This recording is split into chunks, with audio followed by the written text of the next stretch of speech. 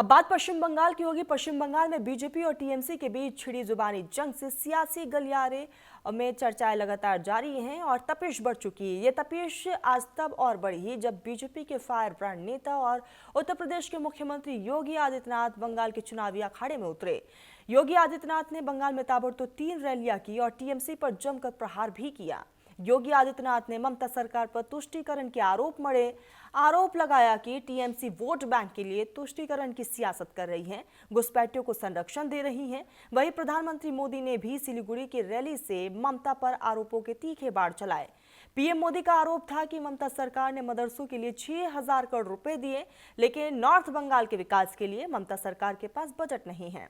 TMC सरकार सिर्फ अपने वोट बैंक को खुश करने में लगी है। पीएम मोदी के इन आरोपों पर ममता ने भी फौरन पलटवार किया।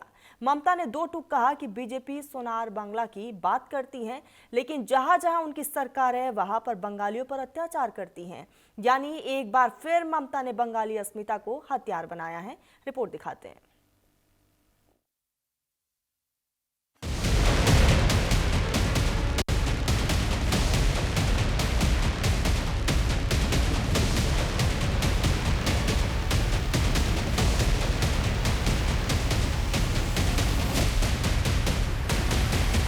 बीजेपी की विजय के लिए, बंगाल में भगवा लहराने के लिए, चुनावी माहौल बीजेपी के पक्ष में बनाने के लिए यूपी के सीएम योगी चुनावी रण में उतरे और टीएमसी के खिलाफ हथियार की धार तेज कर दी।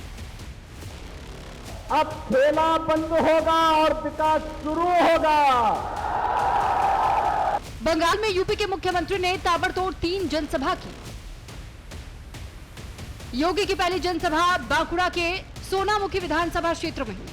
इसके बाद पूर्वी मेदिनीपुर के नंद कुमार विधानसभा क्षेत्र में योगी की रैली हुई। फिर पूर्वी मेदिनीपुर के ही कांती दक्षिण विधानसभा क्षेत्र में योगी गरजे और टीएमसी पर सबसे बड़ा प्रहार किया। ये जो टीएमसी और वामपंथ के जितने भी गुंडे हैं, इनका उपचार किसी के पास है तो बीजेपी की डबल इंजन सरकार के पास है। कितना अत्याचार यहां पर हुआ है, हम देख करके आश्चर्य करते हैं। किस प्रकार का तांडव हुआ था। हमारे कार्यकर्ता सुमन बावरी को गोली मार दी गई। स्वरूप घोष, पलाश घोष, उत्पल दास जैसे कार्यकर्ताओं के घर उजाड़ दिए गए। बंगाल के अंदर मजबूर होकर के यहां पर अन्याय अत्याचार सहने के लिए मजबूर है। योगी ने अपने चित परिचित अंदाज में टीएमसी पर निशाना साधा। ममता सरकार पर तुष्टीकरण का आरोप मढ़ा और विरोधियों पर वार के इसी अंदाज की वजह से योगी की डिमांड चुनावी राज्यों में होती है। योगी जहां जाते हैं विरोधियों पर ऐसे ही तीखा प्रहार करते हैं, बीजेपी की विजय की स्क्रिप्ट तैयार करते हैं। बिहार विधानसभा चुनाव में योगी ने 31 रैलियां की थी, जिसमें बीजेपी को 26 पर जीत मिली। स्ट्राइक रेट 87% रहा। महाराष्ट्र विधानसभा चुनाव में योगी ने 12 सीटों पर प्रचार किया था, जिसमें 11 सीटें बीजेपी ने जीती थी। स्ट्राइक रेट 92% रहा था। इसके अलावा हरियाणा विधानसभा चुनाव में यूपी के सीएम ने 14 विधानसभा क्षेत्रों में रैलियां की थी, जिसमें से 9 सीटों पर बीजेपी को जीत मिली। स्ट्राइक रेट 64% रहा। झारखंड में योगी आदित्यनाथ ने 13 रैलियां की, जिसमें 5 सीटों पर बीजेपी को जीत मिली। इसके अलावा जम्मू कश्मीर विधानसभा चुनाव के दौरान योगी ने 4 सीटों पर प्रचार किया था और 4 सीटों पर भगवा लहराया था। और अब योगी बंगाल के सियासी कुरुक्षेत्र में उतरे तो सवाल खड़े हुए, क्या बिहार, महाराष्ट्र और हरियाणा की तरह बंगाल में भी बीजेपी की जीत सुनिश्चित कर पाएंगे? मोदी जी दिल्ली में और बंगाल में बीजेपी की गवर्नमेंट लेके आइए।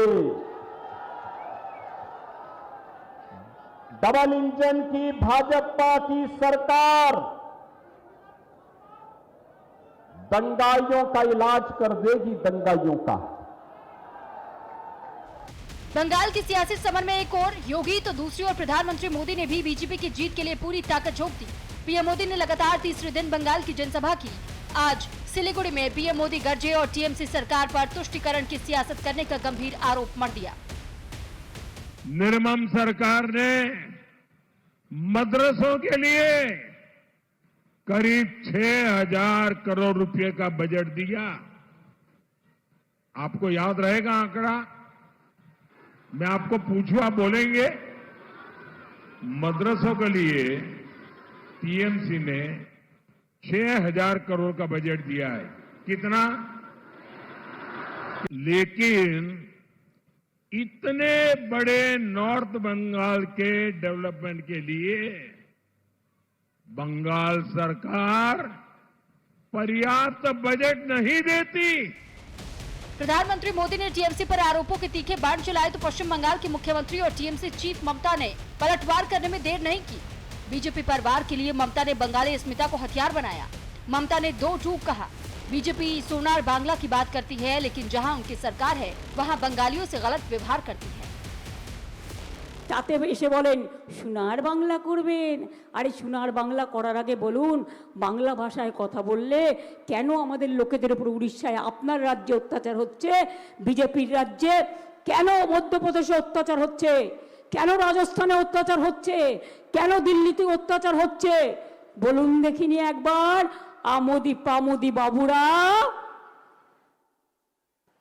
সব রাজ্যে মাছ খাওয়া বন্ধ, বিজেপি রাজ্যে মাংসের দোকান বন্ধ, ডিম বন্ধ। তাহলে কি খেয়ে বেঁচে থাকবে মানুষ? আমার মাথা না তোমার মাথা? বাংলার লোক কি খাবে কি না খাবে তুমি শেখাবে? ममता यही नहीं रुकी, उन्होंने चुनाव आयोग को भी सवालों के कटघरे में खड़ा कर दिया। आरोप लगाया कि चुनाव आयोग उन्हें रैली करने से रोक रहा है। জানে তো ইলেকশনে হারবে, তাই কাজে লাগিয়ে এখানে সব চেঞ্জ করে দিয়েছে। যত প্রশাসন থেকে শুরু করে আজকের এই মিটিংয়ে আমি পারমিশন দিচ্ছিল না। প্রধানমন্ত্রীর মিটিংয়ে পারমিশন দিতে পারো অল্প সময়ে, আর মাঠ খালি থাকলে কেউ বুক না করে থাকলে তুমি আমার মিটিংয়ে পারমিশন দেবে না, কারণ তোমাকে নতুন করে তোমাদের অ্যাপয়েন্টমেন্ট করা হয়েছে বলে। মনে রেখো আমি তোমাদের সম্মান করি, তোমরা নিরপেক্ষভাবে কাজ করো, কারো কথা শুনে একপক্ষভাবে কাজ করবে না। बंगाल के सियासी समर में ममता आरोपों के तीखे बाण चला रही हैं, चुनावी रणनीति को धार दे रही हैं। लेकिन सवाल है, क्या चौथी बार भी ममता की रणनीति कामयाब होगी? क्या बंगाली अस्मिता का दांव खेलकर टीएमसी बंगाल में जीत का चौका लगाएगी, या अब की बार बंगाल में परिवर्तन की बयार बहेगी?